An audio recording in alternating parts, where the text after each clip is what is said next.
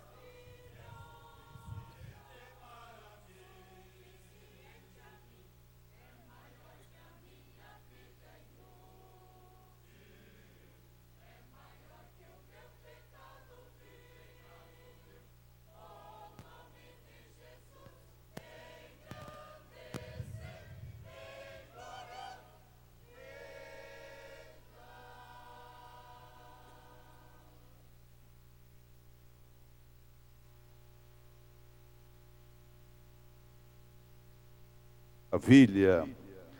Ficamos de pé, irmãos, e aqui o pedido de oração, irmão Jorge ali da nossa portaria, pede oração pelo seu pai José Pereira, que vai passar por uma cirurgia amanhã. Também o pastor irmão Zé Luiz pede oração pela sua neta Gabriele, que está com um sério problema renal. E Jesus é o dono da saúde, é o dono da bênção, é o dono da vida. Orar também pelo nosso evangelista irmão Osni, que está aniversariando, né? Vamos dar o parabéns para o nosso irmão, parabéns, Deus abençoe. Também fez aniversário nosso irmão Manuel, ali do bairro do Tatu, vamos parabenizá-lo. Parabéns, Jesus abençoe grandemente. Pastor irmão Zé Fidelis, orando ao Senhor e apresentando o pastor Jonas para ministrar a palavra do Senhor. Também orar em favor do Zé de Almeida, irmão do nosso irmão Eliseu, que está muito mal também com um problema renal.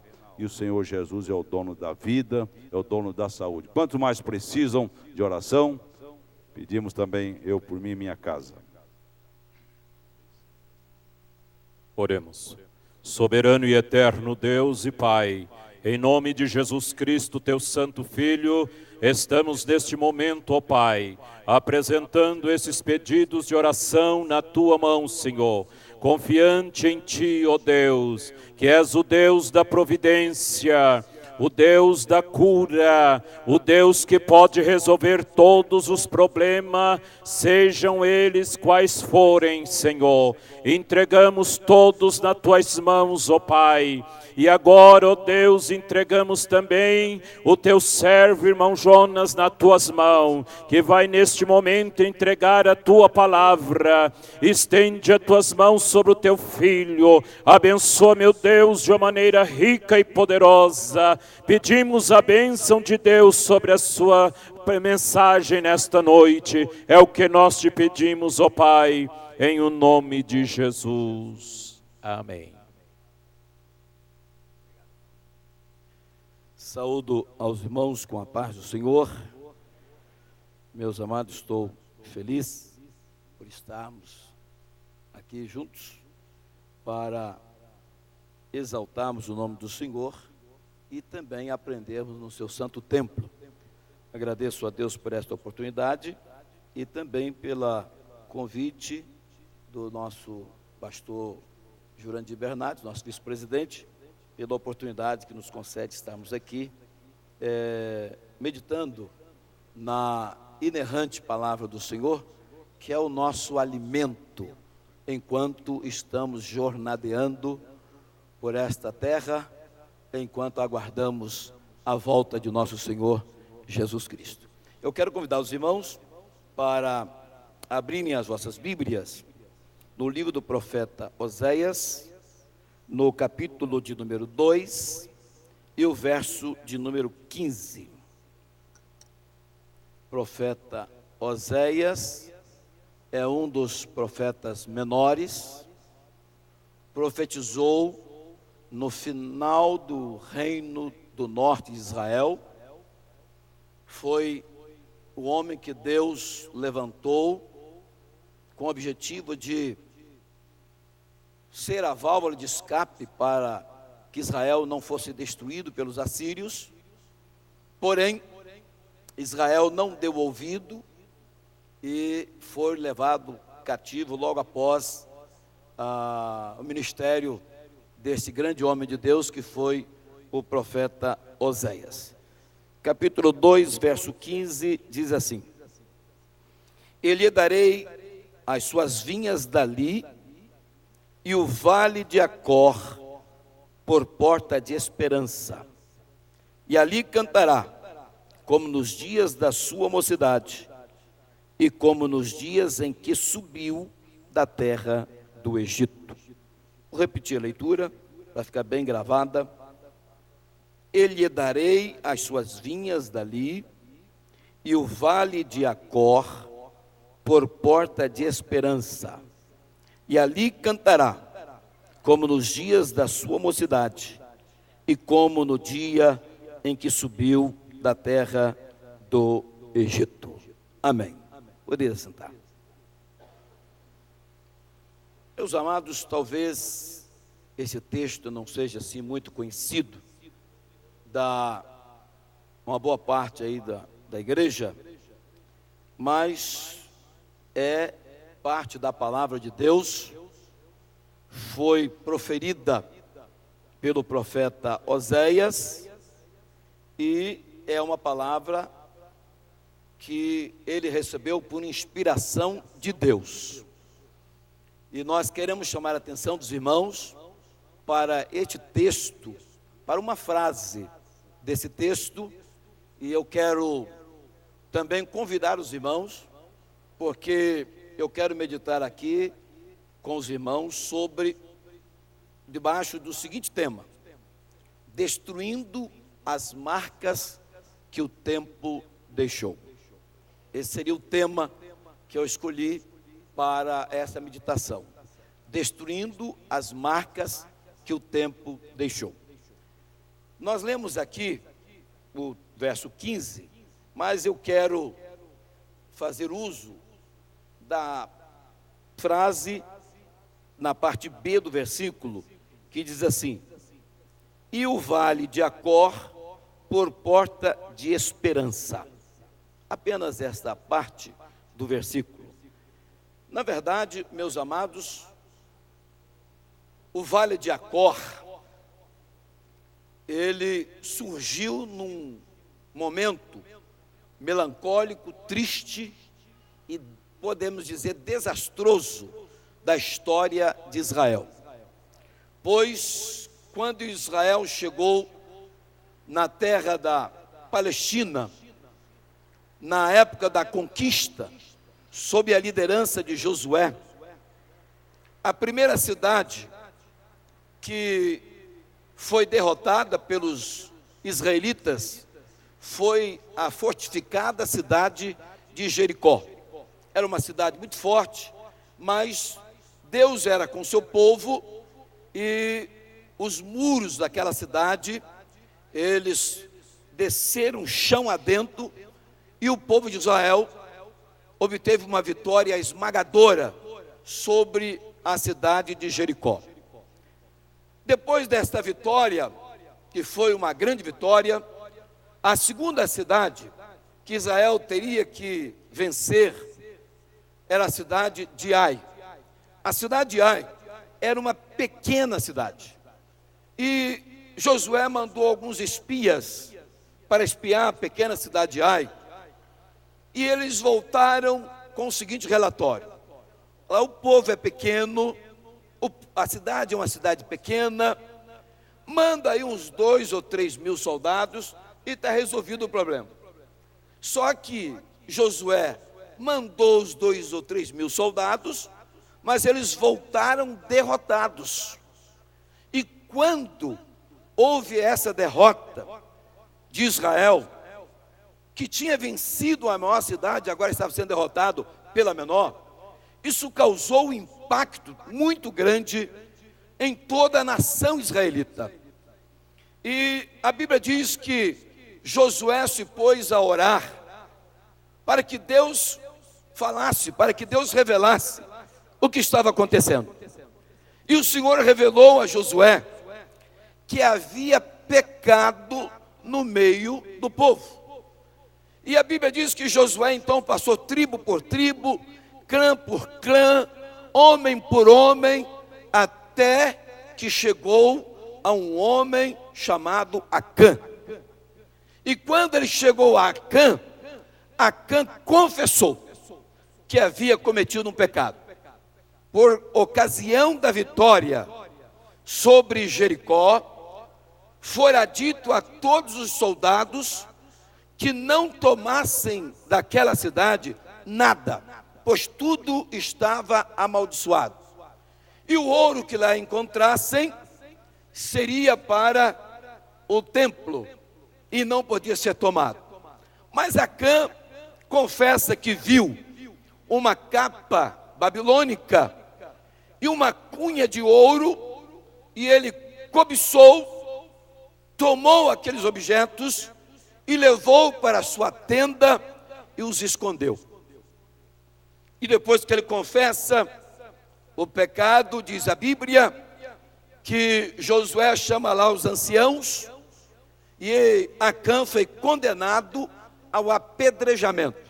Não somente Acã, mas também toda a sua família, os bois, as ovelhas, os jumentos e tudo quanto ele possuía, inclusive a capa babilônica, tudo foi levado para o vale.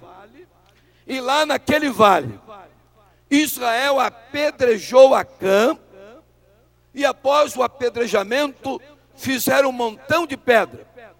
Mas, quando Acã estava para ser apedrejado, Josué, lá no capítulo 7 de Josué, versículo 26, ele diz o seguinte, diz assim o verso: e levantaram sobre ele um grande montão de pedras, até o dia de hoje. Assim o Senhor se tornou do ardor da sua ira, pelo que se chamou o nome daquele lugar, o Vale de Acor, até o dia de hoje. A palavra Acor, no hebraico, significa perturbação. Então, no momento em que ele estava para ser apedrejado, Josué disse as seguintes palavras: porque tu turbaste a Israel, o Senhor turbará você neste dia. E aí apedrejaram e ele ficou sepultado ali. Bem, depois desse episódio da morte e consequentemente o sepultamento de Acã, debaixo daquele montão de pedra, aquele vale se tornou um vale sinistro. As pessoas não queriam mais passar por lá. Se alguém tivesse um terreno para vender barato e dissesse: olha, eu vendo o meu sítio barato, a minha chácara barato, e alguém perguntasse: mas aonde é? É lá no Vale de Acor. Deus me livre, lá nem de graça. Aquele lugar não presta, lá tem um homem morto com a sua família. Ninguém queria saber do Vale de Acor. E o Vale de Acor passou a ser um lugar assim, como se fosse um lugar mal assombrado. Como diz aí as pessoas supersticiosas. E ninguém queria o Vale de Acor. Aquele vale ficou marcado. Mas eu quero chamar a sua atenção para o fato de que nós queremos falar nessa noite sobre destruir as marcas que o tempo vai deixando. Na verdade, este vale recebeu este nome desde a época da conquista de Israel, que realmente foi logo no início da chegada dos israelitas na Palestina. Os anos se passaram, veio o período dos juízes, depois veio o período dos reis de Israel, depois o reino de Israel se dividiu. Lá pelos anos 600, mais ou menos, e pouco, antes de Cristo, que Israel estava para ser levado já em cativeiro, Deus levanta o profeta Oséias e profetiza para Israel.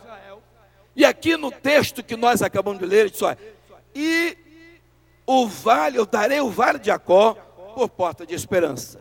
Significa que aquele lugar terrível, Deus transformaria.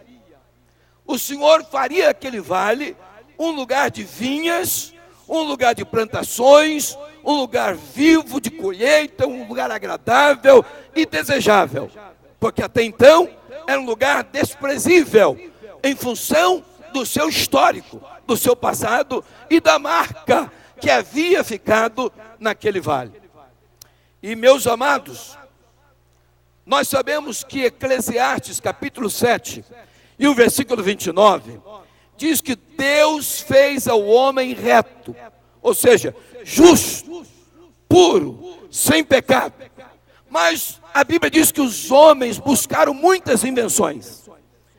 E aí essas invenções trouxeram marcas sobre a vida humana, de maneira que hoje você olha para determinada pessoa e aquela pessoa já é marcado com o nome, por exemplo, de ladrão. O outro tem a marca de traficante, o outro tem a marca de adúltero, o outro tem a marca de mentiroso.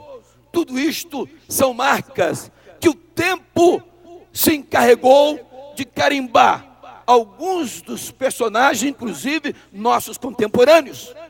Mas eu quero dizer nesta noite que o nosso Deus é o mesmo de ontem, hoje e eternamente. E Ele continua removendo marcas que o tempo e as circunstâncias vão deixando. Meus amados, observem que às vezes existem marcas que nos parecem indeléveis, ou seja, indestrutíveis. Parece às vezes que nós fomos destinados a viver daquela forma, a ser daquela forma, a ter aquela marca, aquela característica que nós não gostaríamos de ter.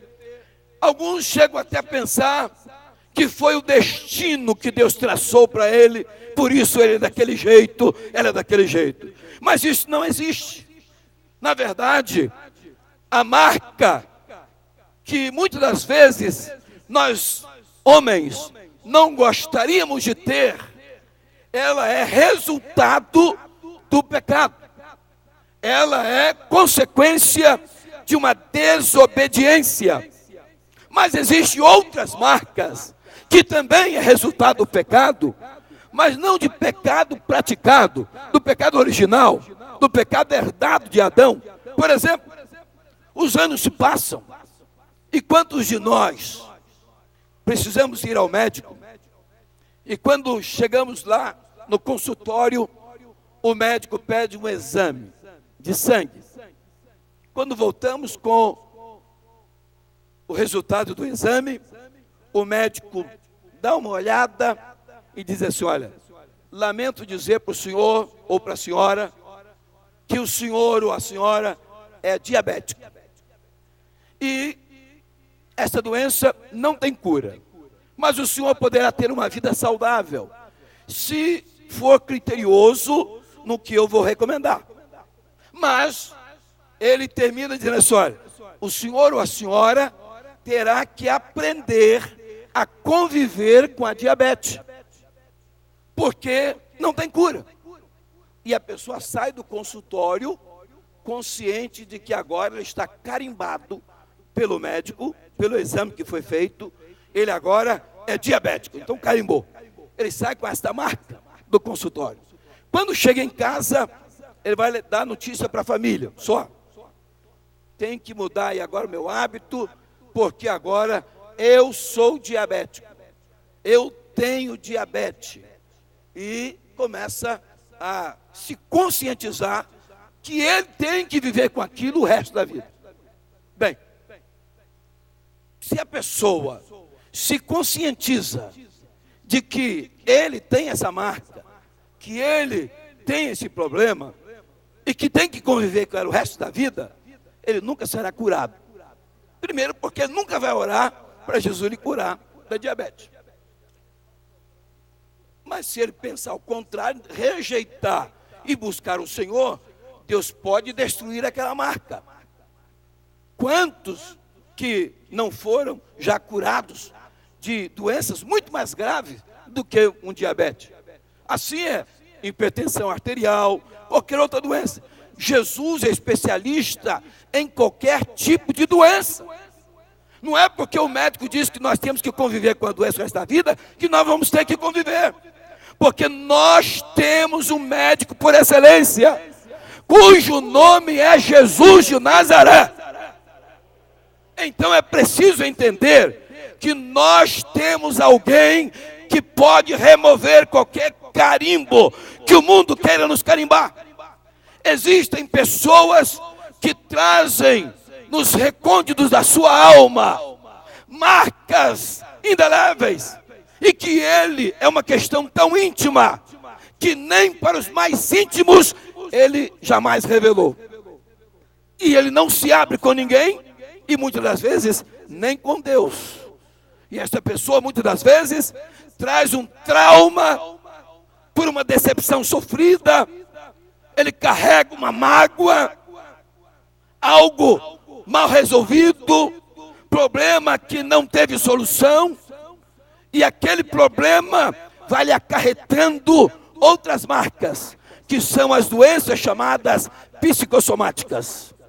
Bem, eu estou aqui nesta noite, em nome de Jesus, para lhe dizer que a medicina não pode remover essa marca. Os entendidos deste mundo não podem remover determinadas marcas. Mas eu te apresento nesta noite alguém que pode remover esta marca que tanto tem perturbado a sua alma. E eu quero dizer aos irmãos que existem 3 maneiras pelas quais as marcas podem ser removidas, destruídas. A primeira é pelo encontro pessoal com Deus. Alguém pode dizer assim, mas por que dizer isso na igreja, se todos nós já tivemos um encontro?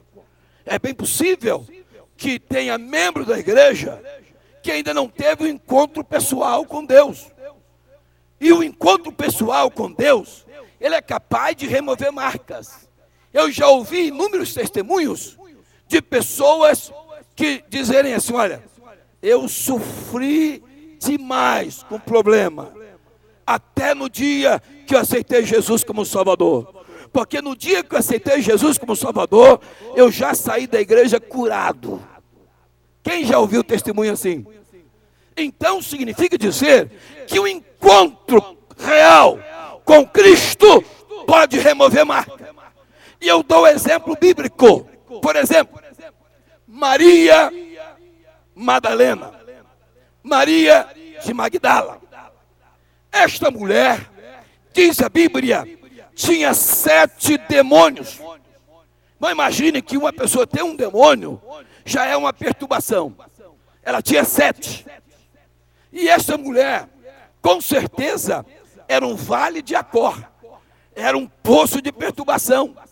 Pois, naturalmente, era uma mulher pecadora, uma mulher, diríamos, depravada, revoltada, rebelde, mas teve, com certeza, alguém em algum dia que fugiu dessa mulher, alguém que se aproximava dela, pessoa de bem. Naturalmente a outra advertia, dizendo assim, não se aproxime desta mulher. Esta mulher é pecadora, esta mulher é imunda, esta mulher é suja, afaste desta mulher. As pessoas naturalmente não gostam de ter contato com pessoas desta natureza. Mas como Jesus veio buscar e salvar o que se havia perdido, diz a Bíblia que Jesus promoveu o encontro com Maria Madalena. E no dia que Jesus encontrou-se com Maria Madalena, ele expulsou os 7 demônios que tinha nela. Esta mulher agora liberta, toma uma decisão. Ela quer ser uma discípula de Jesus, quer seguir a Jesus. Ela não somente quer ser uma discípula, mas como diz São Lucas no capítulo 8, ela quer ser uma mantenedora do ministério de Jesus. Ela quer ajudar, custear o ministério de Cristo. E esta mulher passou a seguir a Jesus com as demais mulheres. E graças a Deus, ela foi útil. Jesus tirou aquela marca dela. Agora era uma discípula de Jesus. Mas para que não bastasse, chegou o momento em que Jesus foi crucificado, sepultado. E no primeiro dia da semana, lá vão as mulheres para embalsamar o corpo de Jesus. E entre elas está Maria Madalena. E elas, quando chegam lá preocupadas com quem removeria a pedra da sepultura, elas foram surpreendidas com um anjo assentado sobre a pedra, que lhes dizia: a quem buscais? A Jesus de Nazaré? Ele não está mais aqui, porque já ressuscitou. Na verdade, elas ficaram trêmulas, cheias de temor, com aquela notícia do anjo. Mas, pelo menos, Maria Madalena permaneceu ali no jardim da sepultura. E de repente, aproxima alguém e ela cuida que fosse o hortelão. E ela aproxima dele e diz: olha, levaram o corpo do meu Senhor e não sei onde puseram. Aí, aquele ser diz assim: Maria. Ela reconhece a voz, que é de Jesus, e disse: Rabone.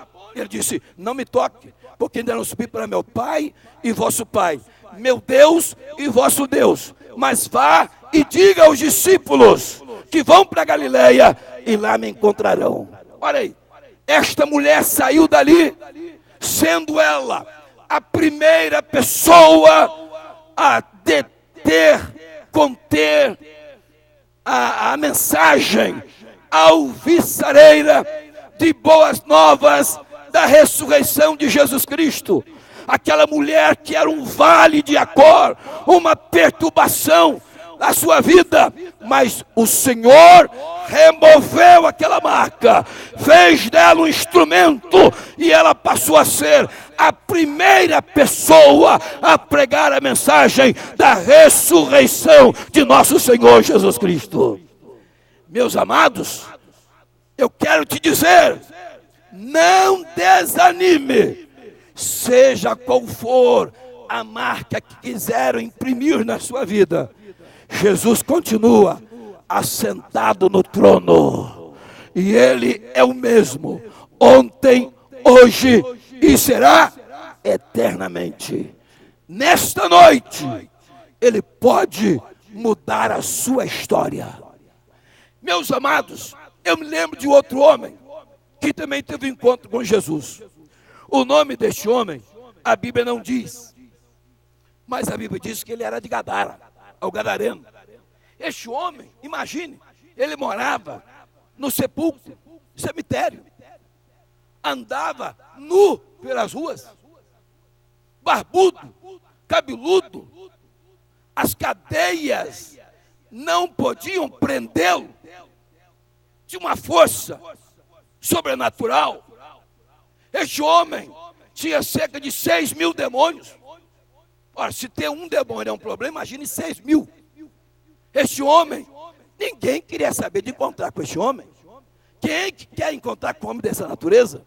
Eu imagino que com 6.000 demônios, ele era transfigurado 24 horas por dia. Era uma pessoa que realmente tinha perdido todos os traços da vida humana, tinha se tornado uma besta fera, algo que todos temiam.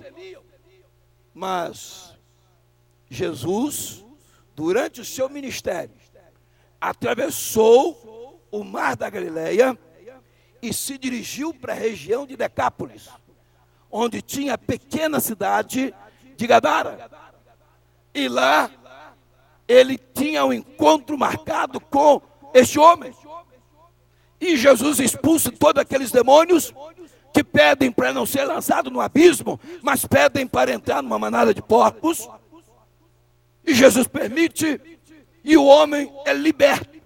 Senta-se no seu próprio juízo, e a notícia espalha na cidade.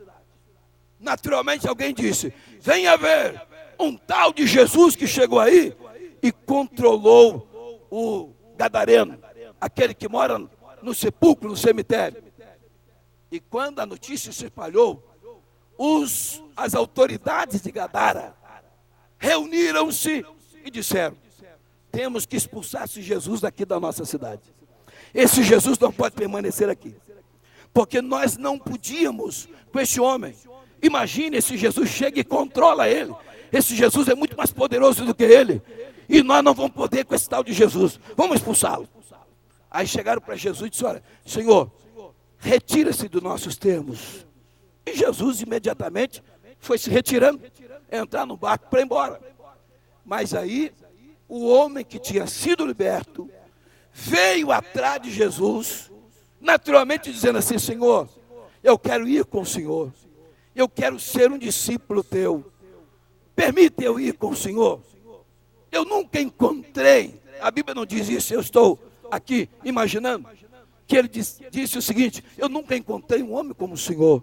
As pessoas tinham medo de mim, as pessoas fugiam de mim, mas esse encontro que eu tive com o Senhor mudou a minha vida. Eu estou me sentindo leve, eu sou uma outra pessoa. Eu nunca tive a sensação que eu estou tendo agora. Eu me sinto uma pessoa nova. Permita ir com o Senhor. Jesus disse: não, volta, vai e diga aos teus quão grandes coisas te fez o Senhor teu Deus. Aquele homem que era o pior homem da cidade de Gadara, era a perturbação da cidade, era o vale de Acor de Gadara, agora se tornara o melhor homem, pois ele era um evangelista, era aquele que tinha tido encontro com Jesus. Ele não sabia muita coisa a respeito de Jesus, ele não sabia nada de teologia, ele não sabia se Jesus era descendente de Davi ou não, ele não sabia falar muita coisa a respeito de Jesus, mas uma coisa ele não precisava nem de explicar, porque todos o conheciam. Era só ele chegar e dizer: olha, eu me encontrei com Jesus de Nazaré. Daí a pregação. Todos tinham que reconhecer. Não, esse tal de Jesus muda a vida das pessoas mesmo. Porque quem era este homem e quem é este homem agora? Agora ele é pregador, representante de Jesus. Este homem se tornou o homem mais importante da cidade de Gadara. E eu quero chamar a sua atenção que este homem tinha uma marca que parece para aquela população de Gadara. Essa marca jamais sairia, porque nenhum deles fariam nada para resolver o problema daquele homem. Não tinha nem sacerdote, nem sacerdotisa. Ninguém tinha como resolver aquele problema. Mas o meu Jesus, o nosso Jesus, aquilo que os homens, as autoridades, a ciência, a filosofia e todas as outras coisas demais não podem fazer, Jesus pode. Aonde termina o poder do homem, começa o poder de Jesus. Meus amados, portanto, um encontro pessoal com Jesus muda a história do indivíduo, tira marcas. Às vezes a pessoa é conhecida como cachaceiro, ele é marcado porque é um ébrio, mas quando ele se converte, aí a marca dele muda. Agora ele é Bíblia, agora ele é um crente, mas ele tinha uma marca terrível, mas o encontro com Jesus mudou a sua história. Mas, veja bem, as marcas que foram imprimidas pelas circunstâncias ao longo da vida podem ser removidas também através de uma declaração divina. Uma declaração divina. Nós somos crentes, estamos sempre aqui na igreja. Com certeza, no momento da pregação, todos os crentes deveriam estar atentos à mensagem do Evangelho, porque no momento da pregação existem declarações de Deus para nós, que nós devemos tomar posse e ser abençoado através, às vezes, de uma frase, de uma palavra que é dita durante a pregação. Mas, meus amados, hoje vivemos uma época em que muitos não dão atenção à mensagem do Evangelho, mas os que dão, com certeza, são abençoados. Meus amados, eu me lembro que lá no livro de Gênesis, quando Jacó voltava de Padan-Aram, quando ele estava chegando próximo de Hebrom, a sua esposa, a quem ele amava, Raquel, estava grávida do segundo filho. E chega o momento de dar à luz ao segundo filho. E as parteiras logo são convocadas para assisti-la. E chega o momento de dar à luz, elas percebem que havia uma grande dificuldade. Mas as parteiras, para animá-la, disseram o seguinte: não temas, ainda terás este filho. E ela estava já desfalecendo quando a criança nasceu, e antes dela morrer, ela cita o nome da criança, chamando-o de Benoni. E aí as parteiras vieram a Jacó, o pai, e disseram: infelizmente, Raquel desfaleceu, mas o filho foi salvo. E ela, quando desfalecia, deu o nome ao filho de Benoni. E Jacó de imediato disse: não, ele não se chamará Benoni, ele se chamará Benjamim. Declaração do pai. Por que essa mudança de imediato? Porque a palavra Benoni significa filho da dor. E o pai nenhum que se preza quer ter um filho com este nome, filho da dor. Se um pai humano não quer ter um filho com este nome, muito menos o nosso Pai Celestial. Significa que Deus não tem prazer no sofrimento dos seus filhos. Deus não quer ninguém realmente sofrendo. Às vezes sofremos por determinadas circunstâncias, né, por algumas razões, mas isso não representa a vontade de Deus. A vontade de Deus é que todos sejam sadios. Tanto é que Jesus ensinou a oração do Pai Nosso: seja feita a tua vontade, aqui na terra como no céu. E no céu não tem doente, no céu não tem sofrimento, no céu não existe dor.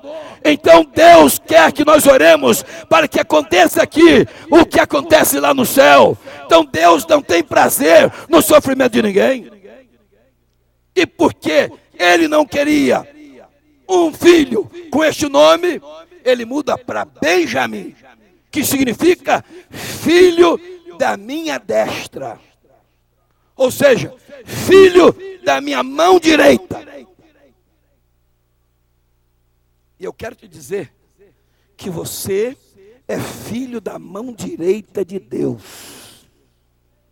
Quem sabe alguém te apelidou, te carimbou com alguma marca, né? E você, quem sabe, foi até apelidado, carimbado, imprimiram em você alguma marca. Mas o Pai, Ele tem o poder de, numa declaração, remover aquela marca e colocar a verdadeira marca de Filho de Deus. Tanto é, meus amados, que a Bíblia diz que Jesus nos adotou como filho de Deus, nos adotou na família de Deus, e logo a seguir, Ele ascende aos céus e assenta-se à destra do Pai nas alturas. E o nosso representante legal no céu é Jesus de Nazaré. Significa que quando um crente ora aqui, a oração sobe e ela passa pelo lado direito de Deus, porque Jesus é o nosso intercessor. Significa que todos nós que aqui estamos somos filhos da mão direita de Deus. Será que isso não te empolga? Você está perdendo a oportunidade de dar glória a Jesus por ser filho da mão direita de Deus. Exalte o nome do Senhor, porque isso é um privilégio que só os crentes em Jesus têm. Meus amados, sabemos que o lado direito é o lado do cuidado de Deus, é o lado da bênção de Deus. quando os discípulos passaram a noite inteira pescando e não conseguiram pescar nada, Jesus aparece de manhã e manda que eles lancem a rede e pergunta aos irmãos: para qual lado? Lado direito, é o lado da bênção. E você está representado no lado direito. Significa, se alguém te colocou alguma marca, você pode crer que esta mensagem nesta noite está trazendo à sua memória que isto foi vontade de alguém, mas a vontade de Deus, pela vontade dele, essa marca é retirada, destruída, e você vai receber o carimbo, o selo do Espírito Santo como filho da mão direita do Pai.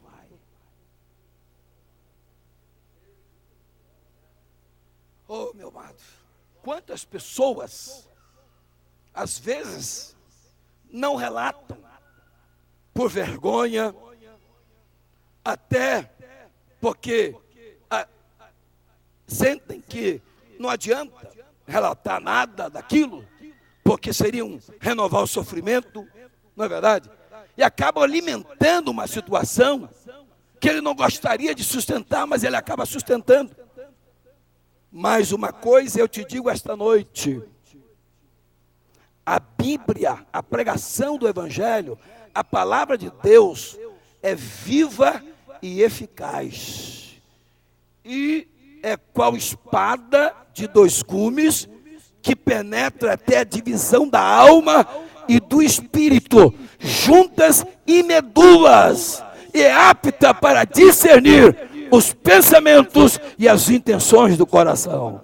Significa dizer que a pregação do Evangelho atinge o mais íntimo da alma do ser humano. Significa que não há nada que o Espírito Santo não possa vasculhar em nossa vida e remover, isto para a glória do nome de Deus. Não há razão para alimentarmos nenhuma coisa, nenhuma marca, nem nada que nos aborreça, até mesmo lembrança de algum fato. O vale não tem culpa nenhuma do pecado de Acã, mas quem perdeu foi o vale. Tem pessoas que sofrem, não porque pecou, mas porque outros pecaram contra ele e ele ficou marcado por causa daquele pecado. E ele não consegue abrir o coração para perdoar. E aquela marca, ela vai se cristalizando na vida daquela pessoa. E muitas das vezes, ele é até crente, frequenta os cultos, é dizimista, mas não consegue sentir a alegria da salvação. Ele não consegue se empolgar com o culto. Ele não se empolga com os hinos. Ele não se empolga quando ora. Ele é uma pessoa fria, gelada. Por quê? Porque ele traz consigo uma marca que está ali massacrando espiritualmente. Ele não consegue avançar na espiritualidade. É como se ele estivesse amarrado lá naquele fato que aconteceu no passado. Deixa eu dizer uma coisa para você. Se você deseja mudar a sua história, é preciso atitude. José foi uma pessoa que teve marcas terríveis na sua juventude, na sua adolescência e juventude, pela perseguição dos irmãos, não é verdade? Depois pela injustiça que lhe fizeram, mesmo lá no Egito. Mas uma coisa é certa: José era um homem que sabia perdoar. E quando ele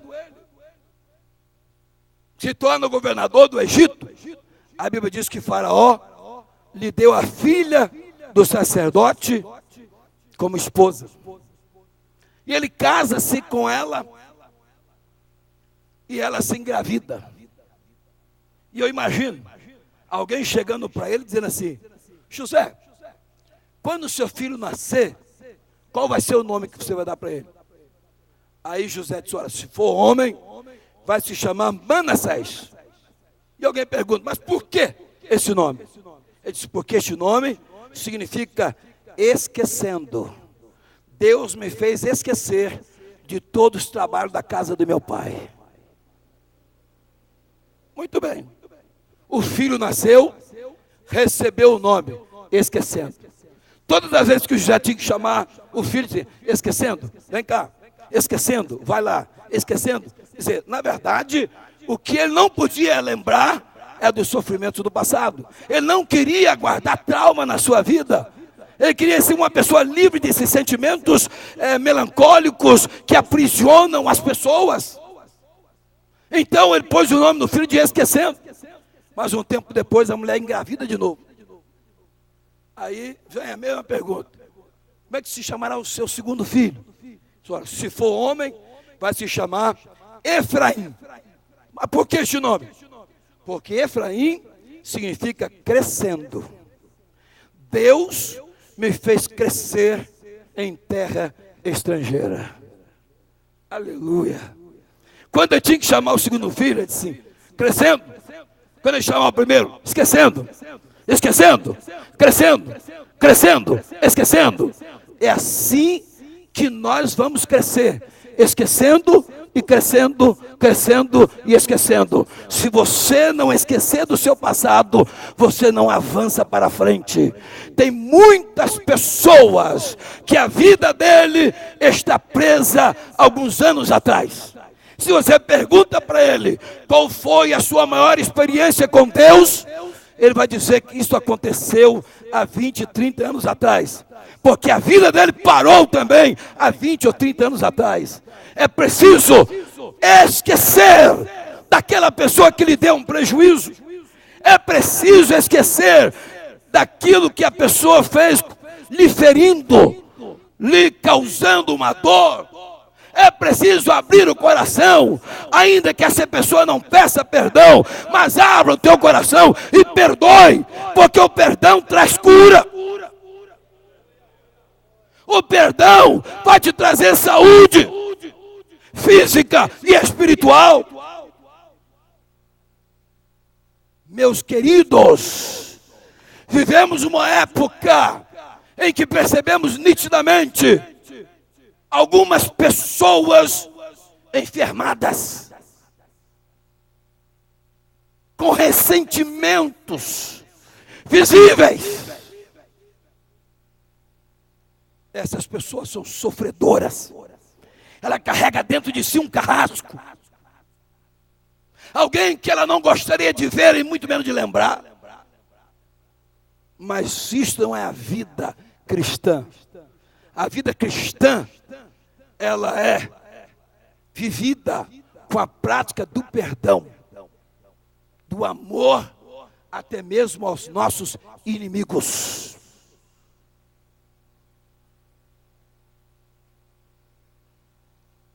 Aqui nós temos a declaração do Pai. Mas, veja bem, o fato de Deus fazer uma declaração a nosso respeito, ou de fazer uma promessa para nós, não significa que recebemos. Por exemplo, eu chego para o irmão e digo assim, olha, eu vou lhe dar R$500. Tá certo? Eu pergunto aos irmãos, ele tem os R$500? Tem? Tem ou não tem? Não. Por que ele não tem? Não. Não é porque eu não dei. Eu disse para ele que daria os R$500, ele não teve nenhuma reação. Ele ficou quietinho do jeito que estava. Tem pessoas que acham que a promessa é tudo na vida dele. Não, só vai ser abençoado quando você tomar posse da promessa. Que tem pessoas que olha, Deus me fez promessa, eu tenho a promessa de Deus, mas você tomou posse. Ele ficou quietinho ali, agora não adianta mais, viu? Agora não tem mais o dinheiro. Mas na hora que eu falei, vou lhe dar R$500, o Senhor não me dá agora, por favor, estou precisando mesmo. O Senhor disse assim, eis que eu vos dou poder, mas o crente está correndo para receber esse poder. O crente está correndo para o culto de oração. O crente está jejuando para receber esse poder. O poder está prometido. Mas o crente não está indo à fonte para receber. Então não é porque Deus não deu, é porque o crente não vai à fonte buscar. Porque a Bíblia diz: batei e abri-se-vos-á, pedi e dar-se-vos-á. Mas o crente hoje está satisfeito com a promessa e fica sem a bênção prometida. Vocês vão entenderam? Estou já encerrando, porque a hora também já avançou. Mas quero encerrar, que eu falei que existem 3 maneiras pelas quais Deus pode remover as marcas que as circunstâncias se encarregam de imprimir em nossas vidas. A primeira foi o encontro pessoal. A segunda foi a declaração como uma promessa de Deus. E a terceira pode ser através de um clamor. É uma forma do crente rejeitar aquela situação e em busca de Deus para mudar a sua história, mudar aquele quadro. Por exemplo, quando nós abrimos a Bíblia, se você quiser abrir, pode abrir aí, primeiro livro das Crônicas, no capítulo de número 4, primeiro livro das Crônicas, capítulo 4, e versos 9 e 10. Olha o que diz aqui, ó. E foi Jabes mais ilustre do que seus irmãos. Vou repetir a primeira frase aqui. E foi Jabes mais ilustre do que seus irmãos. E sua mãe chamou o seu nome Jabes, dizendo: porquanto com dores o dei à luz. Veja bem, porque Jabes invocou o Deus de Israel, dizendo: se me abençoares muitíssimo, e meus termos amplificares, e a tua mão for comigo, e fizeres que do mal não seja aflito, e a Bíblia diz: e Deus lhe concedeu o que lhe tinha pedido. Veja bem, ele recebeu um nome, uma marca, desde o seu nascimento, que significa aquele que causa dor. Imaginou um nome desse? Aquele que causa dor, causador de sofrimento. E ele não aceitou esse nome. Aí, olha, eu quero, Senhor, que o Senhor me abençoe, que o Senhor amplie o meu território. E a Bíblia diz que ele foi mais ilustre do que os seus irmãos. Mas por quê? Porque ele clamou a Deus. Tem gente esquecendo que Deus responde oração. Tem gente esquecendo que Deus ouve o clamor do fiel. Quando eu leio Gênesis 21, eu encontro um caso que representa bem a situação de hoje. Por exemplo, Abraão foi obrigado a expulsar a escrava e o seu filho Ismael de casa. Ele deu aos dois um pouco de pão, um odre de água, e despediu os dois. E a Bíblia diz que eles saíram errantes pelo deserto. Mas eles tinham uma provisão que Abraão tinha dado: pão e água. Eles foram comendo aquele pão e bebendo aquela água. Chega um certo momento da viagem que o filho diz assim: mãe, me dê mais um pedaço de pão. Ela diz: filho, o pão acabou. Aí ele diz: me dá mais um pouco de água. E ela dá água. Eles continuam andando sem saber onde vai chegar. Retrato da nossa sociedade, não é verdade? E de repente ele pede mais um pouco de água. E a mãe lhe diz: filho, acabou também a água. E eles continuam andando para ver se chegam em algum lugar, mas estão perdidos no deserto. E perdido no deserto, vai falecendo o filho de Abraão. com a sua mãe Agar, a escrava egípcia. Mas a Bíblia diz que a escrava, a mãe, não queria ver o filho desfalecer de sede no deserto. O que ela fez? Coloca o filho em determinado lugar, se afasta uma certa distância, porque o filho está na hora de desfalecer. E ela se distancia e vai chorar. Irmão, chorar não resolve nada. Chorar só vai aumentar o sofrimento. Chorar nunca deve ser a postura de um crente. Mas enquanto ela chorava, a Bíblia diz que o menino clamava ao Deus de Abraão, Deus do seu pai. Irmãos, a Bíblia diz que enquanto ela chorava e ele clamava, um anjo de Deus bradou a Agar e disse: Agar, o que tens? Toma o menino pela mão, que ele será uma grande nação. E ela vai até onde o menino está, já sem força, levanta ele pela mão. Quando ela levanta, tem um poço de água aberto no deserto. Irmãos, se clamarmos a Deus, socorro de alguma parte virá.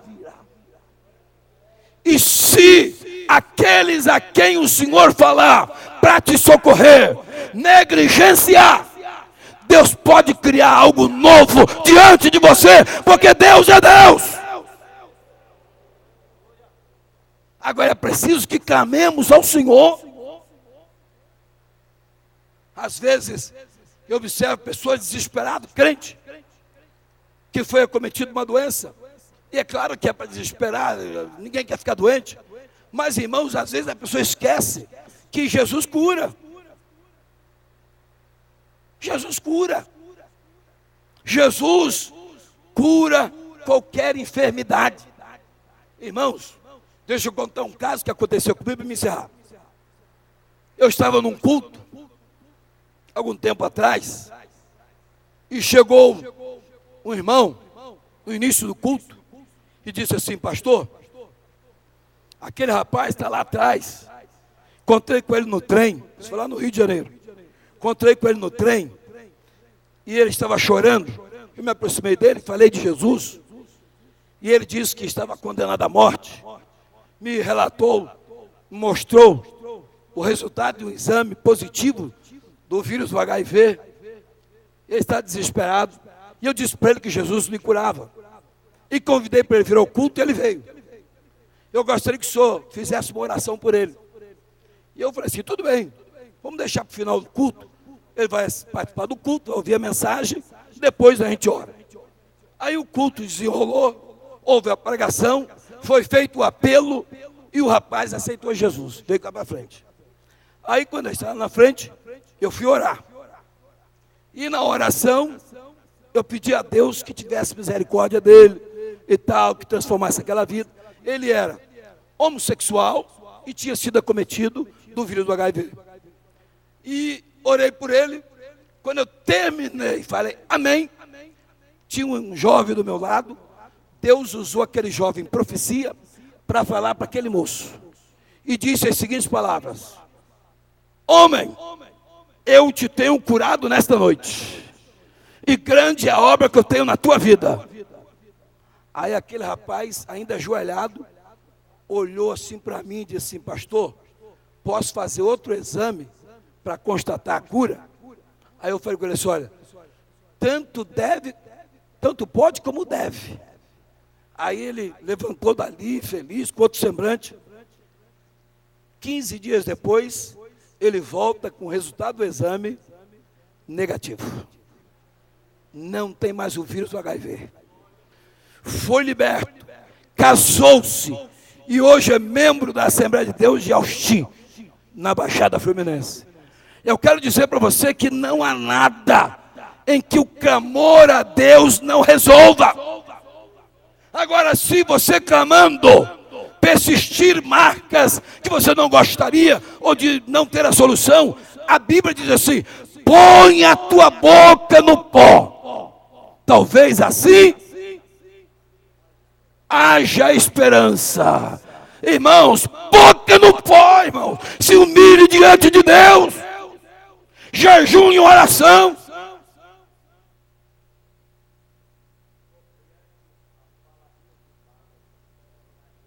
Falar em jejum, falar em boca no pó nos dias de hoje, é quase que ser um pregador antiquado. Quase que ser um pregador anti-higiênico. Botar a boca no pó. Pó é lugar de botar a boca. Irmãos, a bênção é de quem se humilha. A Bíblia diz que aquele que se humilha será exaltado. Isso é palavra de Deus, não é palavra minha não. Então, irmãos, Deus tem a solução para você, sim. Creia, clame, busque o Senhor enquanto se pode achar, mas faça isso com fervor, com bastante alegria, com ânimo, crendo que a bênção do Senhor te alcançará nessa jornada. Meus amados, eu gostaria de convidar você rapidamente para que viesse até o altar. Se o Senhor falou contigo, se você deseja clamar ao Senhor aqui esta noite, porque você precisa de uma solução de Deus para a sua vida e para a sua família, saia do seu lugar e venha aqui à frente, que nós vamos orar agora aqui, em nome de Jesus. Vamos pedir aqui os companheiros que também nos ajudem. Se você tem um problema impossível, visivelmente, humanamente falando, sem solução, eu te convido a entregar na mão de quem pode resolver. Pode vir. Eu estou esperando você chegar aqui.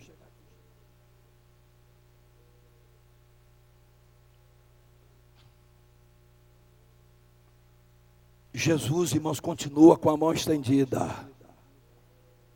Jesus continua operando milagres. Pode vir. Se você precisa de uma solução, Jesus tem toda vamos dizer assim, as possibilidades de trazer essa solução para você. Ele tem todo o poder nos céus e na terra. O nosso Deus é grande, irmãos. Não minimize a Deus. Deus é maior do que você pode imaginar. Pode vir. Glória a Jesus. Companheiro, pode descer aqui na hora da oração? Pode ser, pastor. Vou orar aqui e peço aos companheiros que impõem as mãos junto comigo aqui. E Deus vai fazer um milagre aqui na vida daqueles que vieram buscar, crendo que o Senhor é bom e a sua misericórdia dura para sempre. Deus está restaurando vida, ministérios. Deus está levantando nesta noite alguém que aparentemente está em pé, mas espiritualmente caído. E Deus está tocando na sua vida nesta noite, em nome de Jesus. Deus está dando alegria a alguém aqui que é marcado por uma tristeza na alma, no coração, na sua vida. Mas Deus está removendo essa tristeza agora e vai colocar uma alegria. Você vai sair daqui alegre esta noite, porque o Senhor vai remover essa tristeza. Poderoso e bendito Deus, ó Senhor Deus de Abraão, Deus de Israel, Senhor, nós estamos na Tua presença nesta noite. Temos, Pai, ministrado a Tua palavra, que é verdadeira, que é a verdade absoluta do Senhor. Pai, nesta noite, aqui estão os Teus filhos, que compungidos pela palavra e cheios de fé, aqui comparecem diante do Teu altar, em busca de uma solução, em busca, Senhor, da destruição de uma marca que os acompanha. Pai, Tu és o mesmo, ontem, hoje e será eternamente. Opera milagre na vida deste jovem, na vida desta mulher, na vida deste homem, Senhor. Tira esta tristeza, esta mágoa, este ressentimento e coloque em seu coração a alegria de poder servi-lo. Ó Pai, dê aos teus filhos a condição de abrir o coração e perdoar a todos que lhe ofenderam. Levanta, Senhor, que estão caídos. Alegra os tristes. Dê vitória, Senhor, àqueles que estão enfrentando as provações da vida. É o que pedimos, Pai, agradecidos no nome de Jesus. Meu amado, creia que a sua história muda e muda hoje. Deus abençoe a todos. Quinta-feira, noite da vitória, com a presença das congregações do Nova Conquista, Cavinato, Água Espraiada e Nova Suíça. Na próxima terça-feira, Boa Esperança, Orestes Verone e Vila Queiroz. Domingo de manhã, nossa escola bíblica dominical. E à noite o grande culto, lembrando os irmãos que no primeiro domingo de fevereiro terá já batismo. Já estamos hoje no dia 14 do mês, portanto, daqui 2 semanas, terceira semana, haverá batismo e você vê se tem alguém na sua família, algum irmão lá, alguém que possa ser candidato ao batismo. E os setores observem aí a nossa agenda e encaminhe aqui os seus os seus candidatos. Queremos também registrar que dia 11, o pastor Valmir aniversariou. Vamos dar parabéns para ele, Jesus abençoe, felicidade em nome de Jesus, amém? Deus multiplica os dias com as bênçãos. Meus irmãos, tenho aqui um convite, uma informação melhor. Se tem alguém desempregado, homem ou mulher, quer ser ajudante de cozinha, fala comigo. Lá na empresa que eu trabalho está recrutando um ajudante de cozinha. Não precisa ser assim prático, que vai ser treinado e temos esta necessidade. O horário de trabalho das 8 da manhã às 4 da tarde. E fale comigo aí após a bênção, junto, que vai ser ministrada pelo pastor Joel. Então agradecemos a presença de todos. Jesus abençoe grandemente no nome de Jesus. Pastor Joel nos abençoando. E vamos com a fé, com a alegria, as 3 maneiras que Deus muda as marcas. Leve no coração e na prática, em nome de Jesus. A graça do Senhor Jesus Cristo, o grande amor de Deus nosso Pai, a comunhão e a consolação do Espírito Santo reine sobre cada vida, e todo o povo de Deus digam amém. Deus abençoe a todos, em nome de Jesus.